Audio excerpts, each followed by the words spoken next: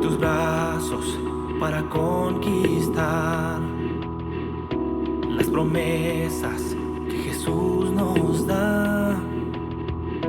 Solo espera y tú verás el milagro que Cristo hará. Un lugar para celebrar la victoria que su sangre nos da. Solo confía y cree en Él, que en familia lo encontrará.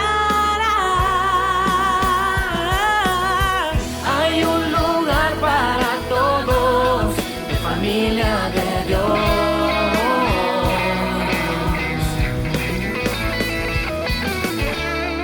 En familia de Dios.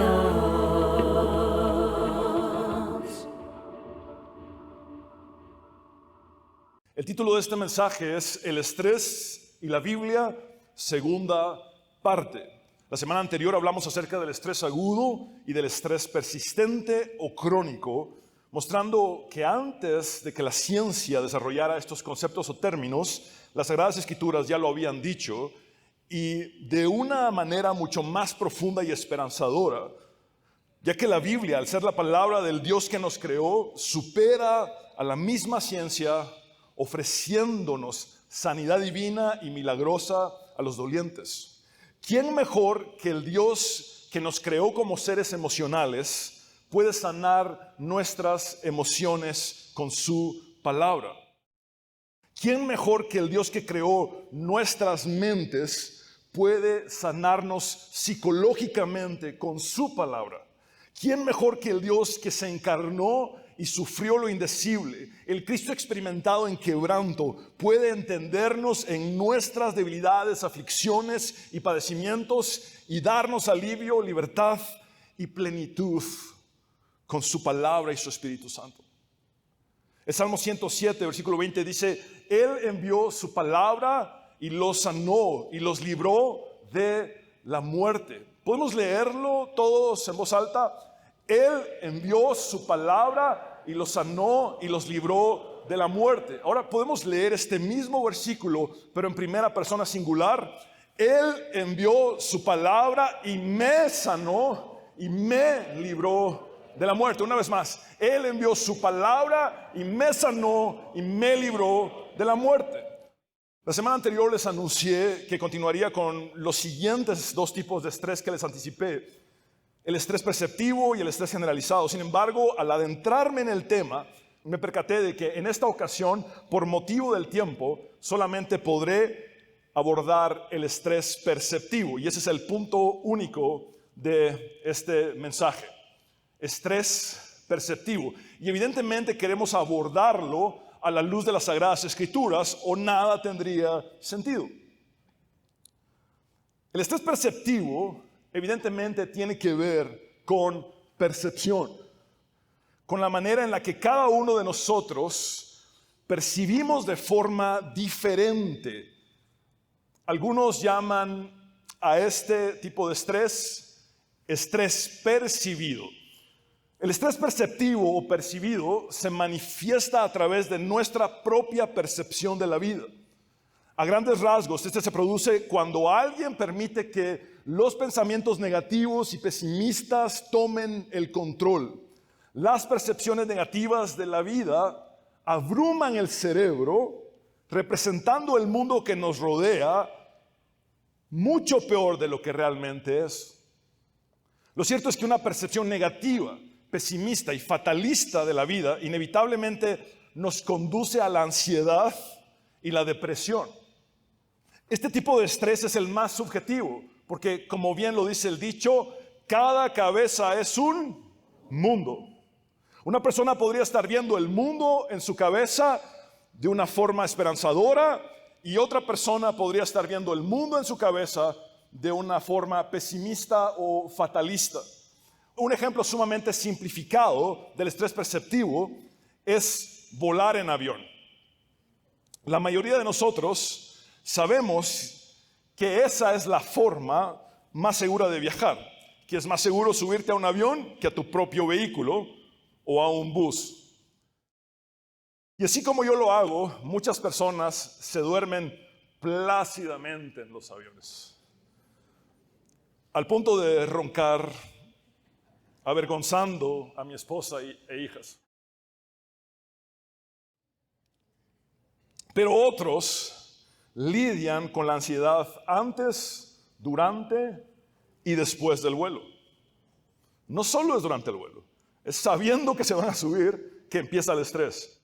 Luego se suben y están más estresados. Y se bajan y siguen estresados por lo que atravesaron. Cuando le serví a Dios en la música, junto a mi amigo Danilo Montero, viajábamos por un promedio de 200 días al año. Era algo realmente muy difícil de llevar en cuanto al ritmo de vida. Yo volvía de una gira a lavar ropa y me daba cuenta que en lugar de acomodarla en el closet tenía que volverla a meter en la maleta. Me despedía de mi mamá y mi papá y me iba. En una ocasión me tocó sentarme al lado de un hombre que tenía este tipo de estrés perceptivo o percibido en cuanto a lo que implica subirse a un avión. Y, amados hermanos, este hombre estaba tenso, sudaba, se movía, me pegaba unos codazos. Al principio yo decía, Dios te bendiga, pero después mi paciencia se fue bajando.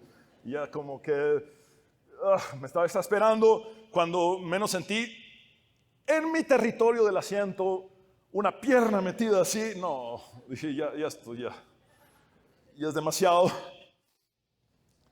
Y pensé, este loco no me está dejando dormir plácidamente, ni roncar como suelo hacerlo en los aviones. Pero luego, al verlo en retrospectiva, pienso, este hombre no estaba loco. Simplemente estaba padeciendo de estrés perceptivo o percibido. Observen esto, el factor de riesgo para ambos tipos de viajeros, los que viajan con calma y los que se estresan, es idéntico. Pero la percepción de una misma experiencia o situación de vida es la que varía significativamente, abismalmente. Esto nos hace comprender lo siguiente que quiero presentarte en segunda persona singular. Tus pensamientos sobre las circunstancias pueden ser ciertamente más poderosos que la realidad de la circunstancia en sí. Tus pensamientos sobre las circunstancias pueden ser ciertamente más poderosos que la realidad de la circunstancia en sí. Bíblicamente, por default, si me permiten el término, nuestra percepción humana es muy limitada y suele no estar alineada con la realidad divina. Es por eso que necesitamos de la palabra de Dios. Dios nos creó para que fuéramos dependientes de Él, para que Él nos guiara. Por eso una oveja es absolutamente dependiente del pastor y Él es nuestro buen y gran pastor, el pastor principal o el príncipe de los pastores. Dios nos dice por medio de Isaías, porque mis pensamientos no son los de ustedes, ni sus caminos son los míos, afirma el Señor. Mis caminos y mis pensamientos son más altos que los de ustedes, más altos que los cielos sobre la tierra. Esto nos hace entender que la única manera de alinear nuestros pensamientos y caminos con los de Dios es escudriñando su palabra y siendo guiados por su Espíritu Santo. Nuestro cerebro no sabe la diferencia entre una realidad no factual vívidamente imaginada y una realidad factual concreta que sí está aconteciendo en verdad. Se lo repito, nuestro cerebro no sabe la diferencia entre una realidad no factual vívidamente imaginada y una realidad factual concreta que sí está aconteciendo en verdad. El problema es que nuestro cerebro reacciona como si ambas, ya sea una realidad no factual imaginaria o una realidad factual concreta, fueran legítimamente verdaderas. Es decir, nuestro cerebro tiene el potencial de llevarnos a creer que lo que nos estamos imaginando es completamente veraz y está sucediendo. Nuestro cerebro, abrumado por el estrés perceptivo o percibido, puede llegar a afirmar con toda convicción que algo que no está aconteciendo sí está pasando. O que algo que sí está sucediendo es mucho peor de lo que realmente es. Esto evidentemente genera ansiedad y algo de lo que es muy importante hablar: miedos irracionales. Miedos irracionales. En la Biblia vemos la historia de un profeta llamado Elías el Tisbita. Este aparece en el libro de Primera de Reyes como aquel que proclamó una gran sequía al idólatra rey Acab, la cual terminaría solamente cuando Elías, como el profeta de Dios, diera la orden. La sequía era una refutación al baalismo de Acab y su esposa Jezabel, porque se creía que Baal era el dios de la lluvia y la vegetación. Esta sequía demostraba que el único Dios verdadero, Yahvé, es el Señor de la naturaleza y el Señor sobre todo. Durante 3 años de sequía, el rey Acab y su siervo Abdías buscaron desesperadamente al escurridizo profeta Elías. Un día Elías se encontró inesperadamente con Abdías y le prometió que vería al rey. El encuentro entre el profeta y el rey Acab se dio y el rey bautizó a Elías como el perturbador de Israel. Elías propuso una competencia con los profetas de Baal y Acera en el monte Carmelo. El profeta convocó a un total de 850 falsos profetas, 450 profetas de Baal y 400 profetas de la diosa Acera. La competencia sería para saber quién gobernaba verdaderamente a Israel, si los falsos dioses de Acab y Jezabel o el verdadero Dios del profeta Elías. El concurso consistía en preparar un sacrificio y orar para que la deidad probara su existencia y dominio respondiendo con fuego del cielo. Baal no solo era el dios de la lluvia, sino también de la tormenta. Por consiguiente, este sería capaz, entre comillas, de hacer caer rayos con fuego del cielo. Los profetas de Baal oraron toda la mañana, pero no hubo respuesta. Elías ridiculizó la teología pagana del baalismo, hasta el punto de preguntarles a los profetas de Baal si su Dios estaba en el baño haciendo sus necesidades y por eso no encendía el fuego. En un éxtasis sectario en medio de su trance colectivo pagano, los profetas de Baal se autoflagelaron cortándose a sí mismos, derramando su sangre frenéticamente para, según ellos, llamar la atención de su falso Dios y provocar que éste enviara fuego sobre su altar. Cuando en horas de la tarde llegó el turno del verdadero profeta, Elías, este preparó el altar de Yahvé, el Señor, y pidió que echaran agua en varias ocasiones sobre este altar. E invocó al único Dios verdadero, identificándolo claramente como el Dios de Abraham, Isaac y Jacob o Israel. Inmediatamente cayó fuego del cielo y el pueblo exclamó: Yahvé es Dios, Jehová es Dios. Y el pueblo, con el liderazgo de Elías, ejecutó a cada uno de estos falsos profetas. Hubo un exterminio de falsos profetas. Dios también envió una gran tormenta para terminar con la sequía. La tormenta cayó sobre Acab mientras éste se apresuraba para llegar a Jezreel. El profeta Elías corrió con una fuerza aparentemente sobrehumana delante de la carroza real de Acab hacia la ciudad.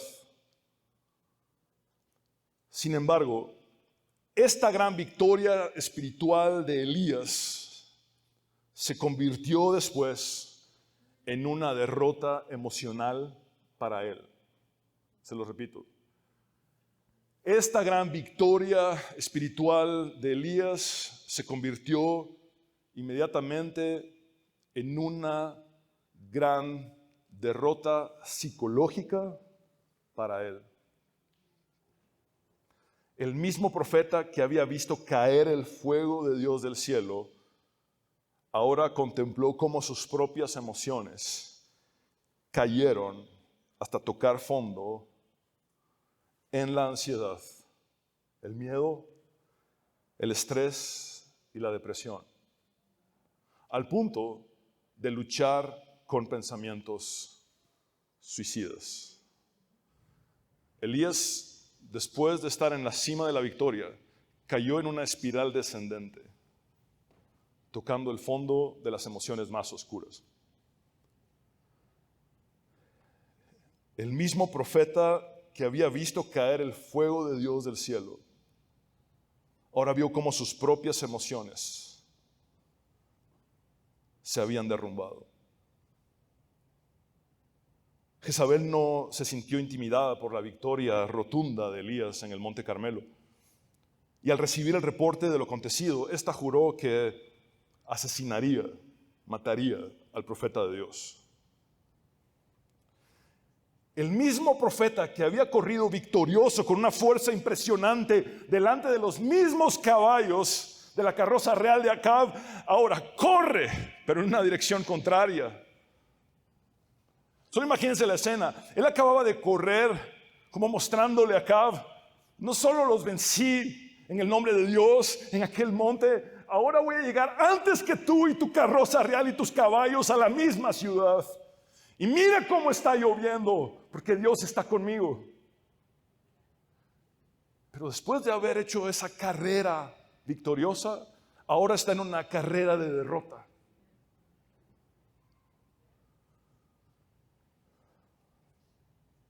Agotado física y emocionalmente, para escapar y huir al desierto. Hay otro contraste entre el monte y el desierto. Hasta este punto, todos los movimientos de Elías habían sido basados en una palabra que él recibía del Señor.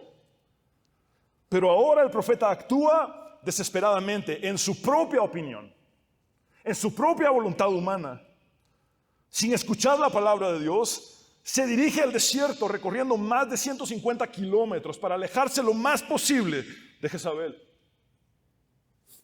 Su desierto no era solamente un lugar físico, sino además psicológico o emocional. Parece haber un paralelo, un espejo entre Elías y Jonás. Sus emociones oscuras los llevaron de alguna manera a huir sin éxito alguno del llamado de Dios.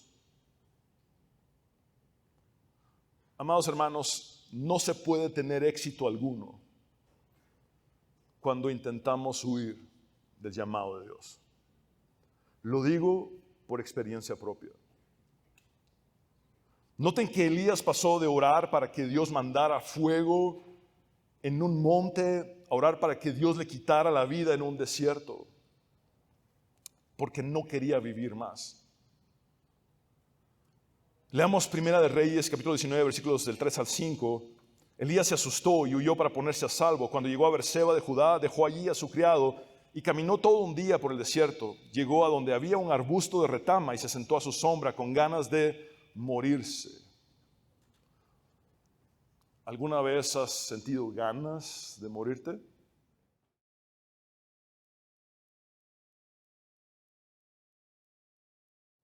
¿Alguna vez has pasado por esto? ¿Has sentido ganas de morirte? Yo sí.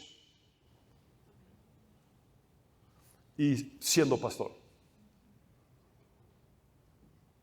he atravesado por esto. Elías dice: estoy harto, Señor.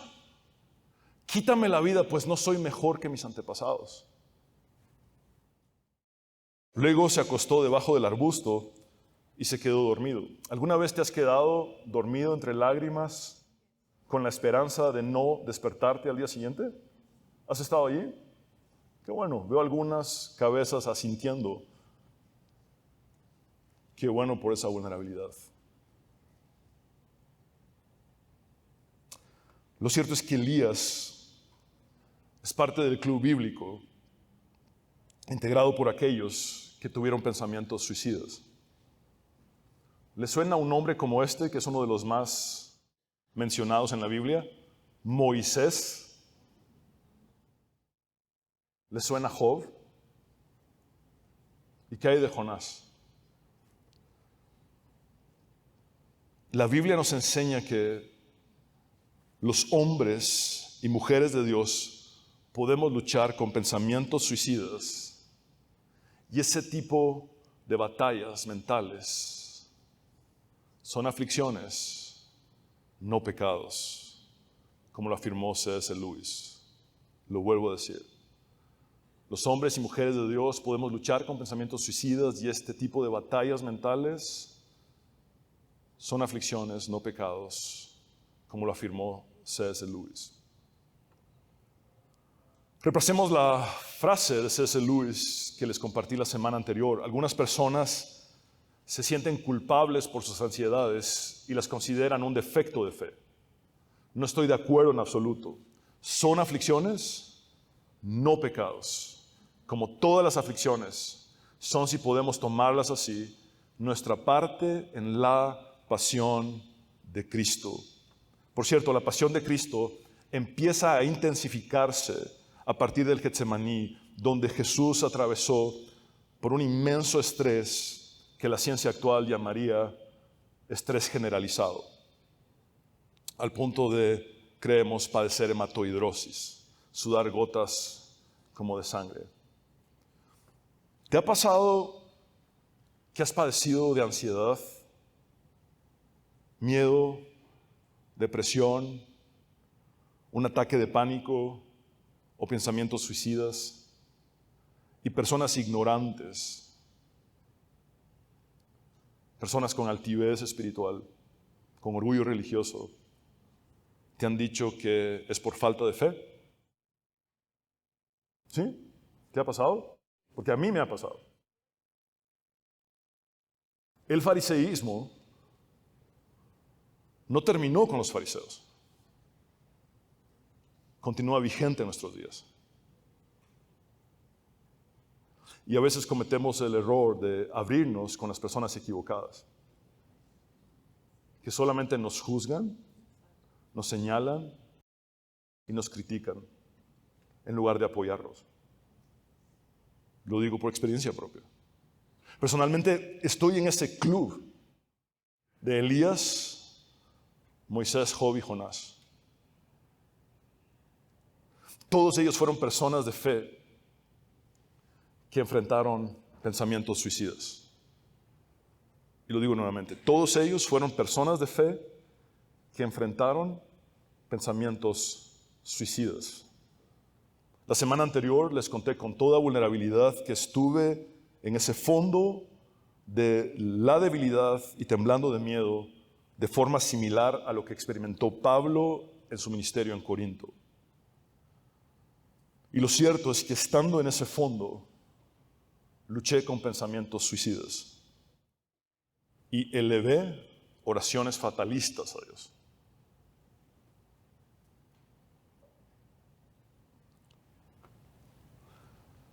No llegué a planificar ni a intentar suicidarme, ni nada por el estilo. Pero sí luché fuertemente con mucha opresión espiritual, depresión, falta de propósito y pensamientos suicidas, siendo pastor.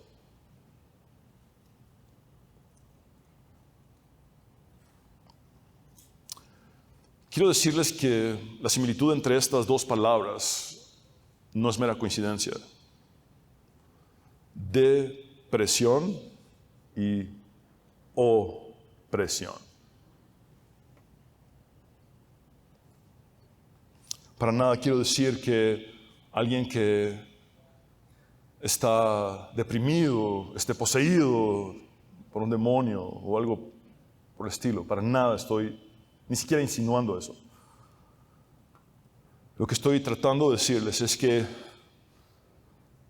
cuando alguien toca fondo en las emociones más oscuras y cae en depresión, Satanás no llega a darle ánimo. sino a robar, matar y destruir. Si el diablo ve a alguien que está en el fondo de las emociones más oscuras, si el diablo ve a alguien que está en el suelo, lo va a atacar aún más.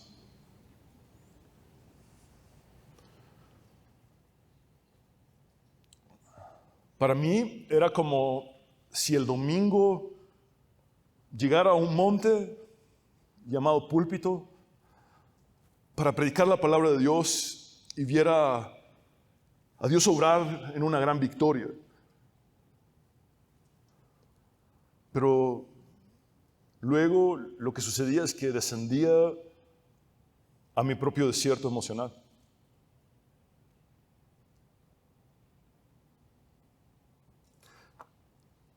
Me ayudó muchísimo en ese proceso recordar algo similar. Es lo que vivió el gran predicador del siglo XIX, Charles Spurgeon, conocido como el príncipe de los predicadores, quien fue completamente vulnerable al decir desde el púlpito de la Iglesia Tabernáculo Metropolitano de Londres lo siguiente: soy objeto de depresiones de espíritu tan espantosas que espero que ninguno de ustedes llegue nunca a extremos de miseria como yo. Esto no era inusual para Spurgeon.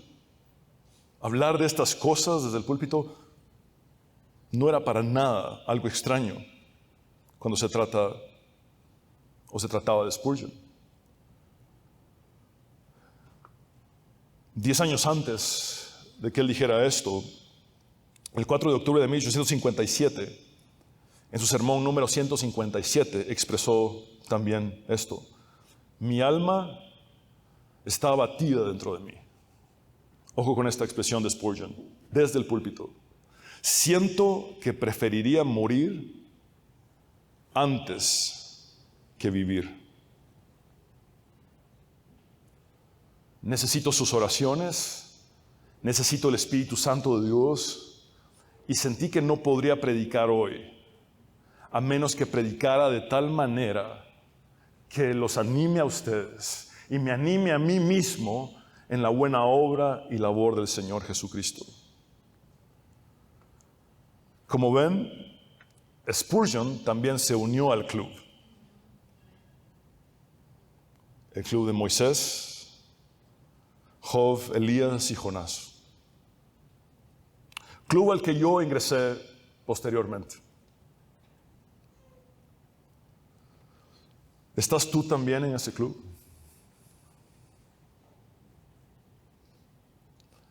En el club de personas de fe que hemos llegado a preferir morir que vivir. Ciertamente necesitamos en nuestros días más de esta vulnerabilidad que Spurgeon mostró en su ministerio. Spurgeon no sabía cuánto me ayudaría, incluso después de él haber pasado a la presencia del Señor, con sus mensajes y su sinceridad. Yo he tomado la misma determinación de abrazar esta misma vulnerabilidad en el ministerio que Dios me ha encomendado. Ya hay demasiada gente tratando de figurar. Ya hay demasiada gente tratando de hacer lo suyo propio, tratando de provocar admiración para ellos mismos o fomentando el culto a la personalidad. Personalmente he decidido ser vulnerable.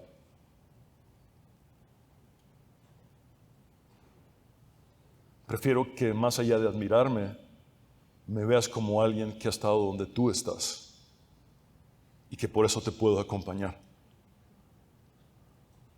Y eso es mucho más pastoral.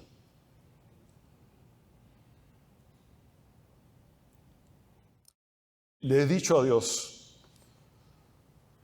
si quieres mi vida personal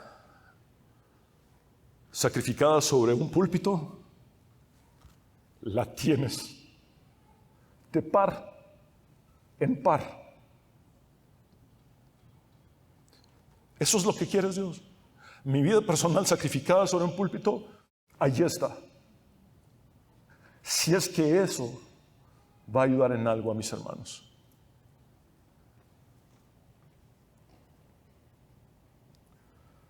Las apariencias y pretensiones no son más que fingimiento e hipocresía.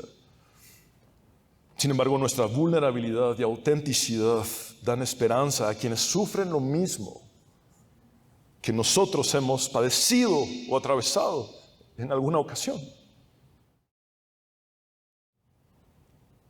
Prefiero ayudarte en lugar de pretender. Warren Birch observa que los líderes sobresalientes de las Escrituras, con toda su humanidad, y esto es algo que tenemos que tener presente, Dios intencionalmente nos dejó toda la humanidad de esos líderes, no nos los quiso pintar como lo que no eran. Conocemos lo peor y lo mejor de todos ellos. Los líderes sobresalientes de las Escrituras, con toda su humanidad, supieron cómo encontrar la manera de salir de lo que John Bunyan, el autor del Progreso del Peregrino, llamó el pantano del desaliento y volver al camino con el Señor.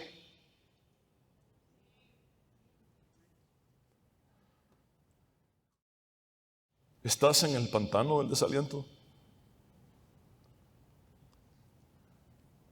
Yo había hecho de ese pantano mi casa, mi hogar. Lo conozco bien. Y así como he sido vulnerable, también quiero decirte con toda certeza que sí se puede salir de ese pantano del desaliento para seguir caminando con el Señor. Sí se puede. Y hoy estoy aquí porque se puede. Porque el Señor es el Todopoderoso y porque todo lo puede en Cristo que me fortalece. No me avergonzaré jamás del Evangelio porque es poder de Dios para salvación. ¿Has luchado con afirmaciones o preguntas como, mejor no hubiera nacido? ¿O para qué nací?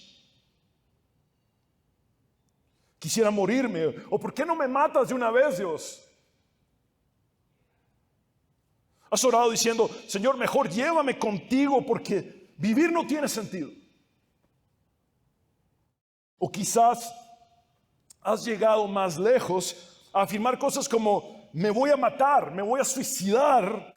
Y hasta has llegado a pensar, elucubrar cuál sería la manera menos dolorosa y más rápida de quitarte la vida. O quizá ya intentaste cometer suicidio.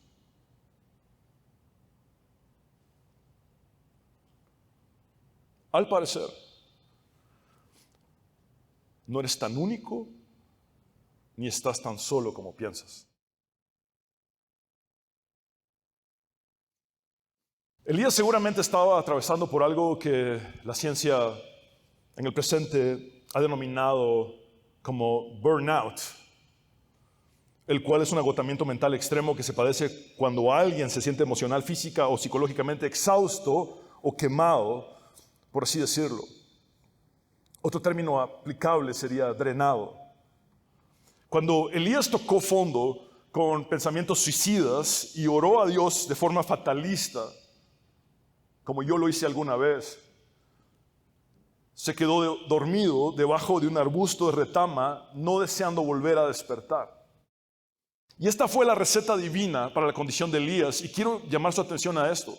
La receta divina incluye cosas tan sencillas como milagrosas.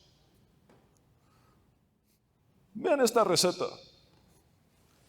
Llega un ángel y le dice, despertate, Elías, y come. Hay que enviar a un ángel de forma sobrenatural para que Elías haga algo tan simple como despertarse y comer. Dios le proveyó un panecillo cocido sobre brasas y un jarro de agua, que en nuestro contexto sería algo así como una magdalena y un pichel de agua, ¿verdad? Elías comió y bebió, y vean cuán complicado lo que hizo después, y estoy siendo sarcástico, se volvió a quedar dormido. El ángel del Señor regresó y lo despertó otra vez, diciéndole: levántate y come porque te espera un largo viaje. Elías se levantó otra vez y comió y bebió. Una vez se sintió fortalecido físicamente, viajó 40 días y 40 noches hasta que llegó a Horeb, otro nombre para el monte Sinaí. Es decir, es un mismo monte con dos nombres, Horeb o Sinaí. El monte de Dios, donde, por cierto, otro personaje había sido muy usado. Me refiero a Moisés. Otro que había batallado con pensamientos suicidas. Y Elías pasó allí la noche en una cueva. Leamos el relato de Primera de Reyes, capítulo 19, versículos del 9 al 18. Allí pasó la noche en una cueva. Más tarde la palabra del Señor vino a él. ¿Qué haces aquí, Elías?, le preguntó. Él respondió: me consume mi amor por ti, Señor Dios de los ejércitos. Los israelitas han rechazado tu pacto, han derribado tus altares y a tus profetas los han matado a filo de espada. Yo soy el único que ha quedado con vida y ahora quieren matarme a mí también. El Señor le ordenó: sal y preséntate ante mí en la montaña, porque estoy a punto de pasar por ahí. Mientras estaba allí, el Señor pasó y vino un viento recio, tan violento que partió las montañas y destrozó las rocas, pero el Señor no estaba en el viento. Después del viento hubo un terremoto, pero el Señor tampoco estaba en el terremoto. Tras el terremoto vino un fuego, pero el Señor tampoco estaba en el fuego. Un momento, pero si el Señor acababa de estar en el fuego del monte Carmelo y ya no estaba en el fuego del monte Horeb o Sinaí.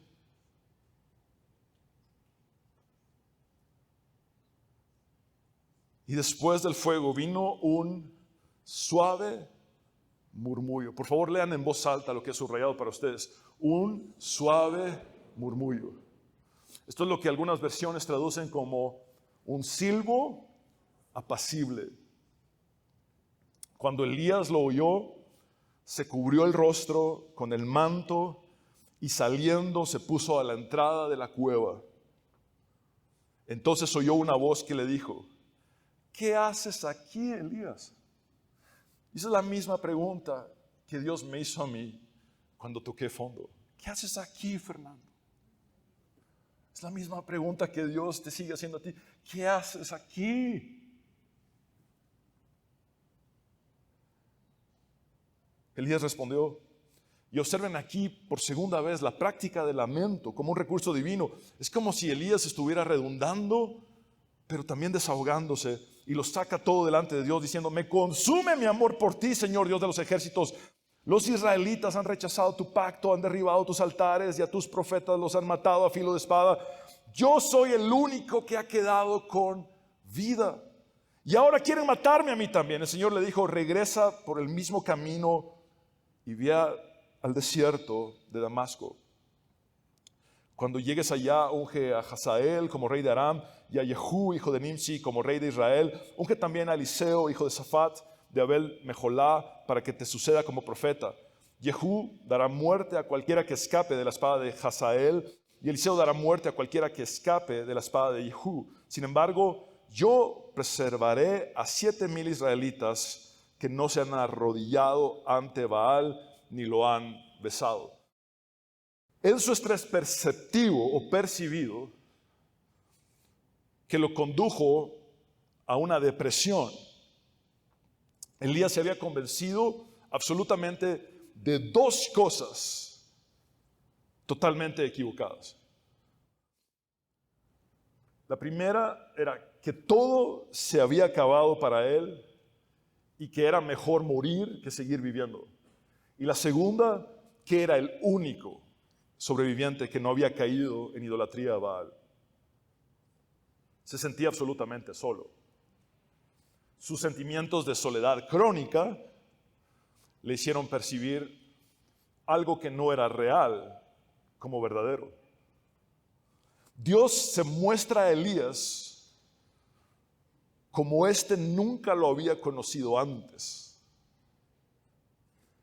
en un suave murmullo, en un silbo apacible. No se pierdan el contraste. entre el fuego estruendoso del monte Carmelo y el silbo apacible de Horeb o Sinaí. Elías había visto a Dios en el fuego sobre el monte Carmelo, pero ahora que había tocado fondo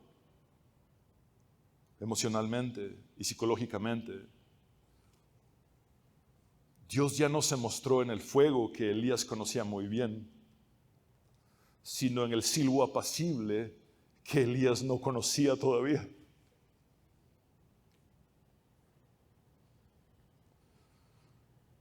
Amado hermano,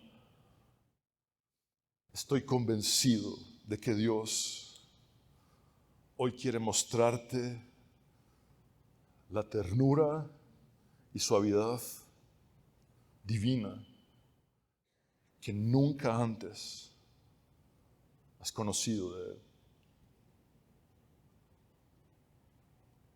Fue desde esta suavidad y ternura del silbo apacible que Dios corrigió la manera distorsionada y tergiversada en la que Elías estaba percibiendo su situación y su vida,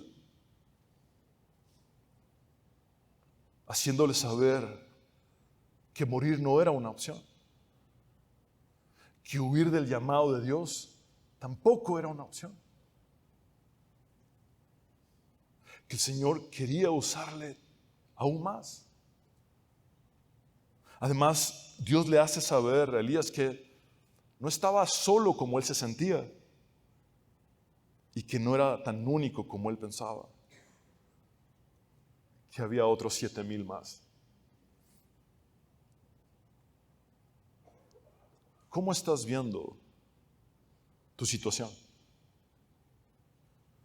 ¿Cómo estás viendo tu vida?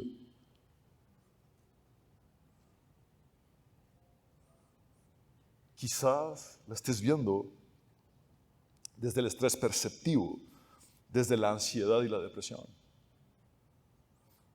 O quizás la has visto a través de los lentes de tus traumas y heridas de tu infancia, como rechazo, abandono, humillación, traición e injusticia. Seamos honestos. No hay uno solo de nosotros que esté intacto.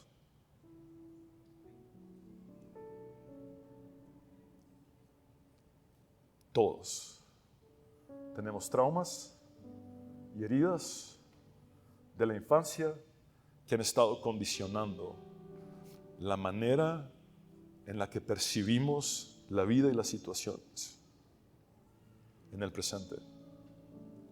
Estos traumas y heridas de infancia están afectando la manera incluso en la que nos relacionamos con los demás.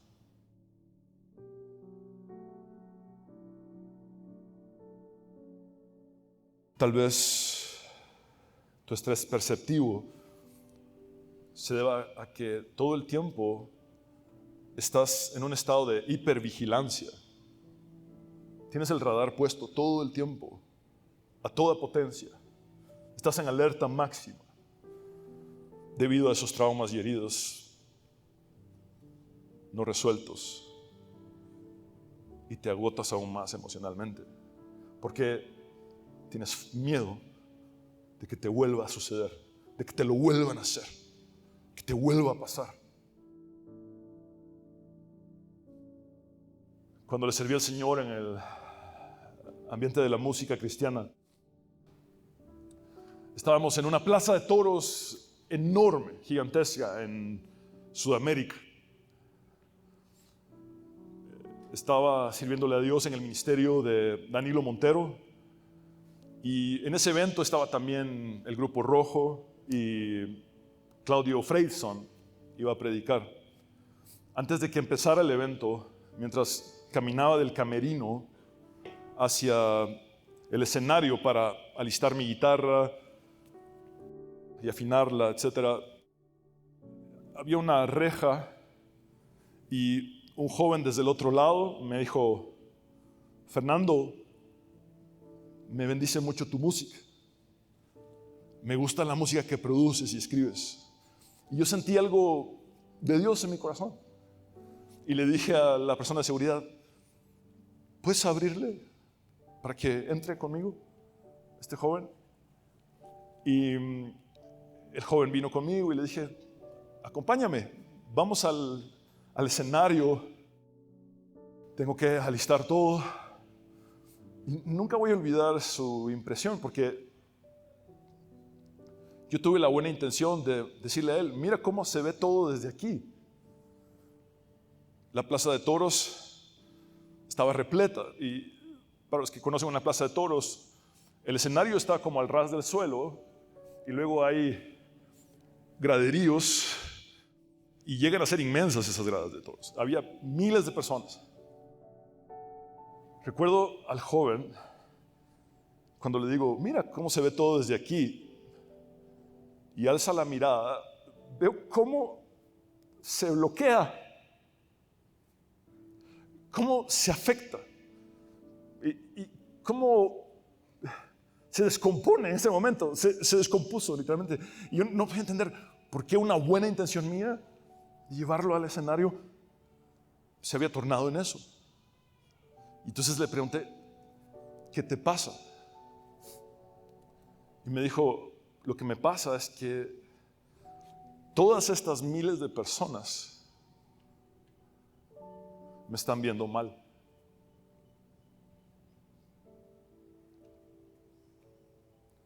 Me están juzgando, me están señalando y se están burlando de mí porque soy el joven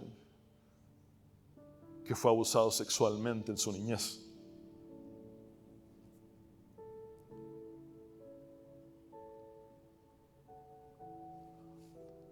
Yo le dije, pero yo no veo a nadie haciendo lo que tú sientes o percibes.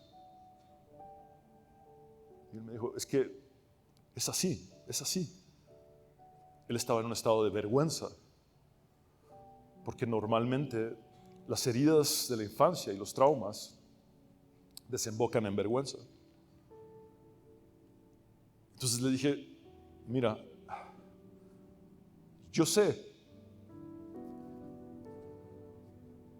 que sufriste un abuso porque me lo has contado,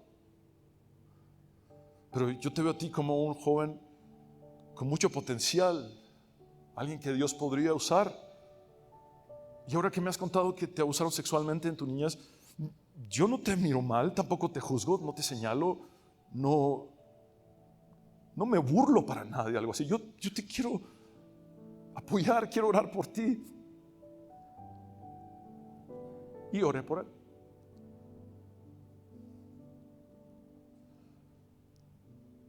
Eso se le llama miedos irracionales. Porque aunque nadie lo estaba viendo de esa manera, él sentía que era así. Y como si fuera cierto. El estrés perceptivo nos lleva a miedos irracionales. Amados hermanos, aquí está mi vida personal sacrificada sobre este púlpito para mi Señor y ustedes.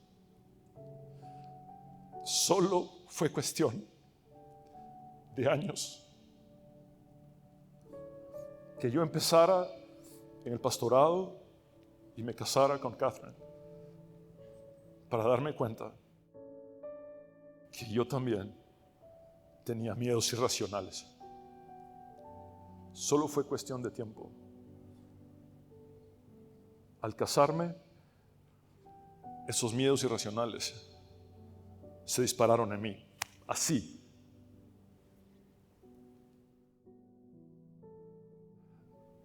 Mi matrimonio fue sumamente afectado. Lastimé a Catherine. Es irónico que a quien más amo la lastimé.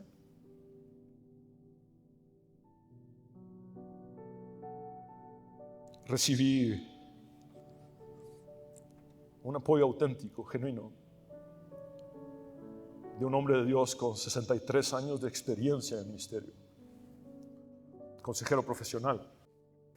Y él me hizo ver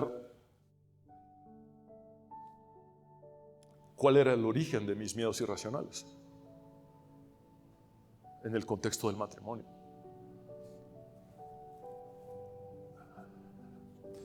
Para nadie es un secreto el testimonio público de mi padre, de cómo él se convirtió.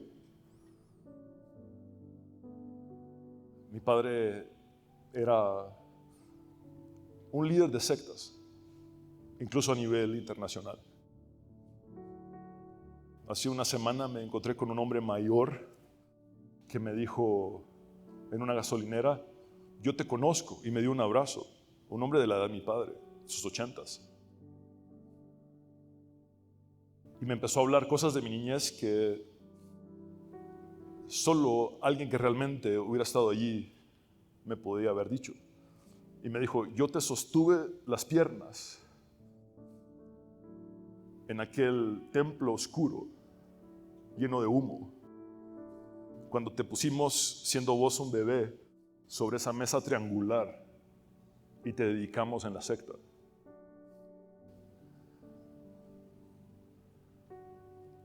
Y yo le dije: pero no hay nada de lo que la cruz de Cristo no me ha hecho libre. Y me dijo: Fernando, yo soy creyente, yo soy cristiano, quiero asistir a la iglesia donde estás pastoreando. Quiero que en mi vejez seas mi pastor.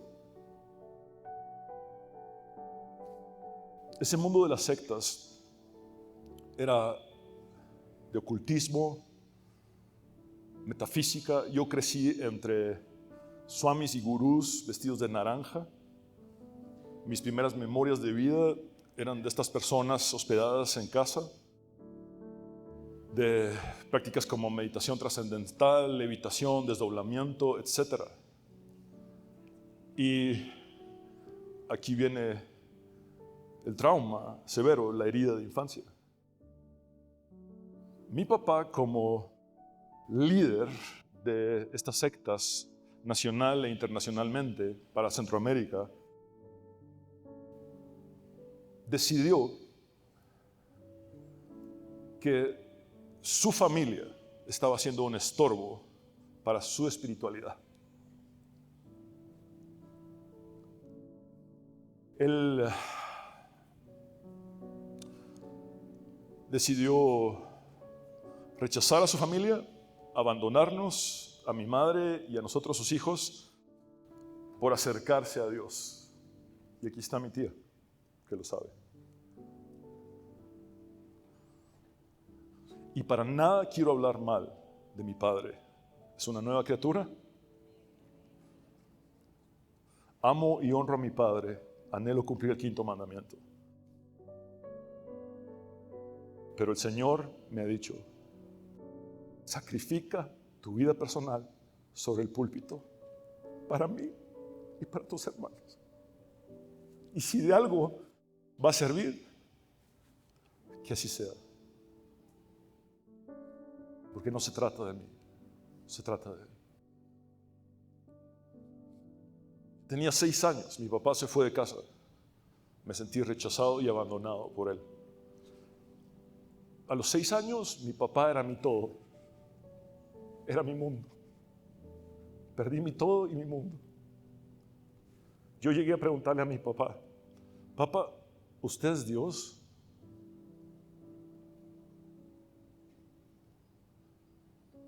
Y desde esa perspectiva de un niño de 6 años era como si había perdido a Dios.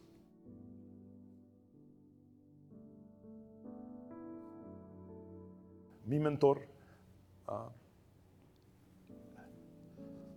al que rindo cuentas y es un sobreveedor de esta iglesia, me dijo: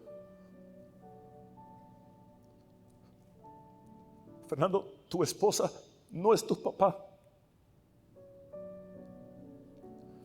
Porque entré al matrimonio, se dispararon los miedos irracionales y empecé a sentir que mi esposa me iba a dejar, que me iba a rechazar, que me iba a abandonar, sin que hubiera un solo motivo. Y mientras más ella se esforzaba, mientras más ella se dedicaba a ser la mejor esposa que alguien podría desear, a darme toda su fidelidad, su amor, más yo tenía miedos irracionales. Aquí está Annie.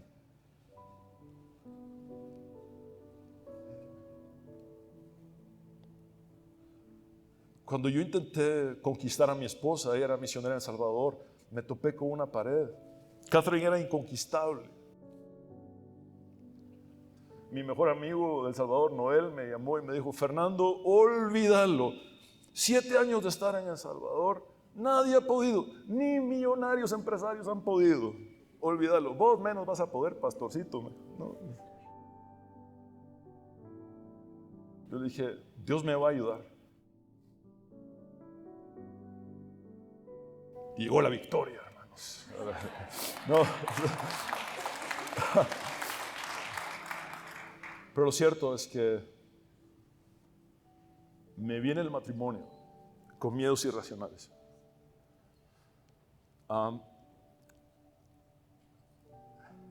Para el joven sudamericano fue una plaza de toros con miles de personas.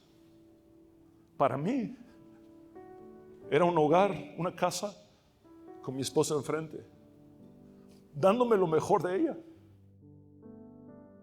Y yo sufriéndome el matrimonio, porque pensaba: algo tiene que estar mal, me va a dejar, se va a ir, me va a abandonar, me va a rechazar.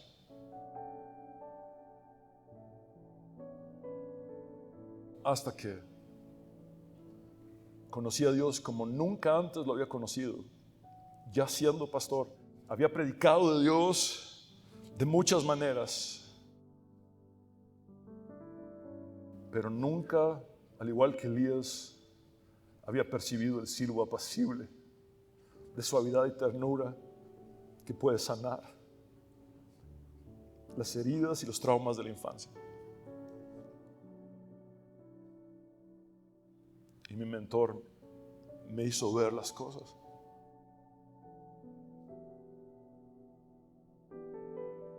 Y entonces pude, en lugar de sufrir tener la mejor esposa, disfrutar tener la mejor esposa.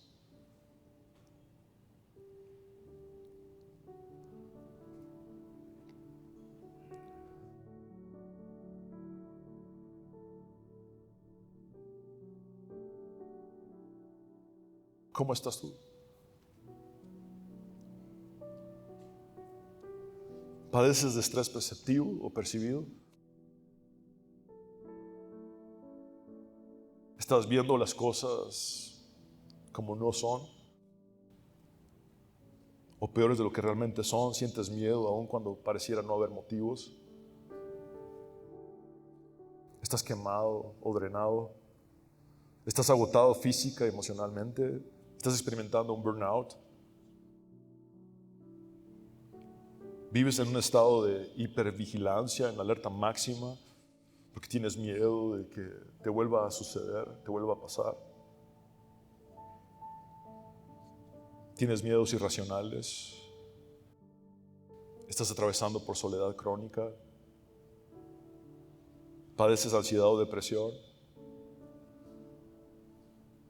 ¿Tienes pensamientos suicidas y ya no quieres seguir viviendo?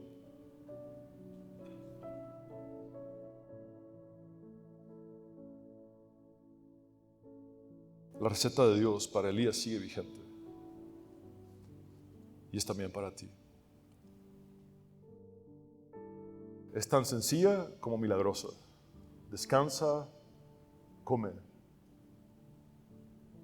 Sigue descansando, come y bebe. Levántate, sigue las instrucciones de Dios. Sal de la cueva. Conoce a Dios como nunca antes lo habías visto.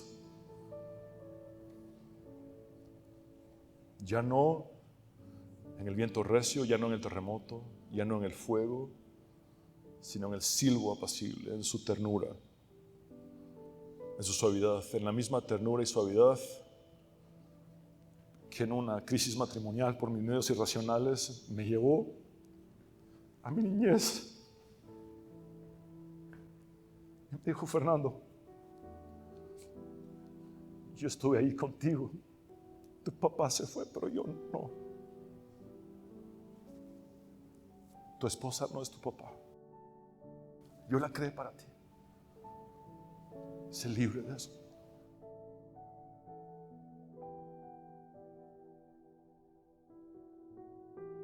Derrama todo lo que llevas dentro, como nunca antes. Practica el lamento. Háblale de tu niñez. Háblale de tu juventud. Háblale de tu presente. Desahógate delante de Dios. Dile todo lo que te ha pasado y cómo te sientes. Entrégale tus traumas y heridas de cualquier etapa de tu vida. Dile con sinceridad cómo has visto las cosas y pídele que corrija y alinee tu perspectiva.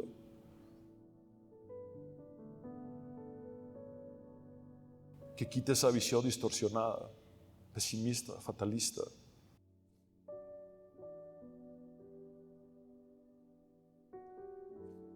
Y que abra los ojos de tu corazón, dándote sanidad divina, paz que sobrepasa todo entendimiento y nuevas fuerzas para seguir adelante, para salir del pantano del desaliento y seguir adelante.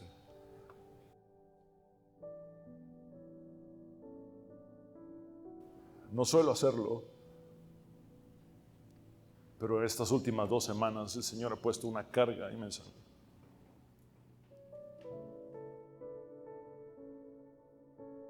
Y quiero invitarles a que se pongan de pie un momento y quiero volver a abrir el altar. Quiero volver a abrir el altar. Para todos aquellos que quieran conocer a Dios como nunca antes, en el silbo apacible. Si alguien quiere conocer la ternura y la suavidad de Dios, en un acto de entrega total y búsqueda del Señor, puede venir aquí al frente con toda confianza. Puede pasar al frente con toda confianza. Yo soy el primero que está aquí. Si alguien está batallando con desánimo, si alguien está en el pantano del desaliento, como lo describió Bunyan, si alguien está sufriendo en sus relaciones presentes por heridas de infancia que condicionan cómo interactúa con los demás, si alguien está padeciendo de traumas severos, si alguien ha sufrido cualquier tipo de abuso,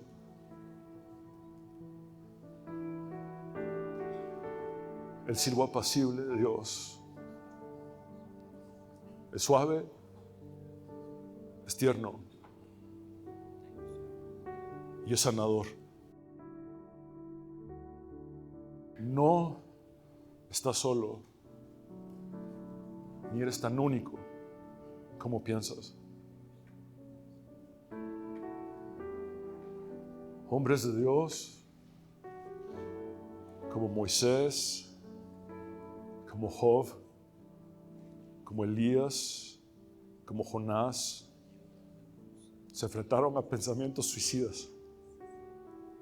Yo mismo he batallado con esos pensamientos suicidas. Pero el Señor, que es tan bueno, me sacó del pantano del desaliento, quizá para que yo fuera hoy un instrumento para decirte, te puedes sacar a ti también. Te puedes sacar a ti también.